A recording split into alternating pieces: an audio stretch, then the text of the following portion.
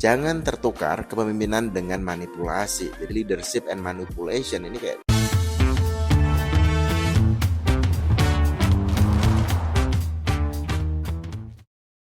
5 hal yang harus dikuasai jika Anda ingin menjadi pemimpin yang sukses. Banyak pemimpin buruk menjadi seperti itu karena mereka hanya memprioritaskan diri mereka sendiri. Tapi kepemimpinan tidak pernah tentang seberapa baik Anda. Ini tentang seberapa baik Anda dapat membuat orang lain menjadi. Anda melakukannya dengan mengambil langkah-langkah kunci, menerapkan tindakan yang tepat, dan menjaga sikap yang benar. Tidak ada daftar pasti tentang apa yang membuat seorang pemimpin menjadi hebat, tetapi mungkin 5 hal ini bisa membantu Anda. Yang pertama adalah menempatkan diri Anda terakhir. Bukunya Simon Sinek mengatakan, leader eat last. Di luar pekerjaan, Anda mungkin menjadi prioritas utama. Anda makan dengan baik, bergizi, istirahat cukup, bermain dengan teman, keluarga, anak, recharge baterai Anda, healing, terserah. Tapi begitu Anda ada di tempat kerja, kebalikannya, tim dan misi mereka menjadi prioritas. Anda perlu bekerja untuk keuntungan mereka. Mereka mungkin tidak menyadari,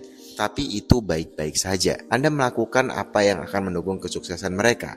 Segala sesuatu yang lain itu cuma bonus. Yang kedua adalah lupakan Tom Cruise. Pastikan apapun itu, ini adalah mission possible, misi yang memungkinkan, bukan mission impossible. Sebuah tim dapat mencapai lebih dari jumlah bagian-bagiannya jika mereka sejalan. Orang-orang terbaik sejalan ketika misi dan jalur untuk mencapainya jelas. Buat semuanya sejelas dan sesederhana mungkin. Hapus rintangan, empowering, berdayakan tim Anda, latih, kembangkan, bersikap proaktif, dan sorotlah orang-orang yang menambah nilai value dalam tim. Orang memiliki keberanian ketika mereka percaya bahwa mereka mampu buat segalanya tampak dapat dicapai dengan menetapkan tujuan yang realistis, lalu membentuk tim atau karyawan atau staf yang percaya diri dan mampu. Poin nomor 3, kuasai keseimbangan. Pemimpin perlu berjalan di atas garis antara memikirkan dan memahami masalah sambil tetap optimis. Ini mungkin lebih mudah diucapkan daripada dilakukan. Jika Anda terlalu condong ke arah negativitas, Anda akan memberatkan tim. Anda seperti bola meriam di kaki orang. Sakit banget kan kalau kejatuhan bola meriam. Tapi berlebihan optimis ketika hal-hal jelas tidak berjalan baik, itu bisa tercium sebagai sesuatu yang palsu. Dan ini mengikis kepercayaan dan melemahkan legitimasi Anda. Orang akan menganggap Anda sebagai orang yang palsu. Mungkin terlalu optimis kok dan malah nggak relate gitu, nggak berhubungan, kok nggak masuk akal gitu loh. Sehingga bersikaplah konstruktif, realistis, dan penuh harapan. Terlalu banyak berfokus pada masalah dan lihatlah tim akan menderita. Tapi jangan mengelabui diri sendiri dengan kita juga terlalu positif yang menggebu-gebu. Perlu seimbang. Poin nomor 4, kita perlu mengembrace atau kayak menguasai dikotomi umpan balik atau feedback. Kita semua ingin tim kita merasa baik. Tentu saja kita menginginkan itu, mereka juga sama. Tapi terlalu banyak pujian bisa membuat orang merasa lebih unggul, terutama ketika itu terkait dengan belajar dan mengembangkan diri.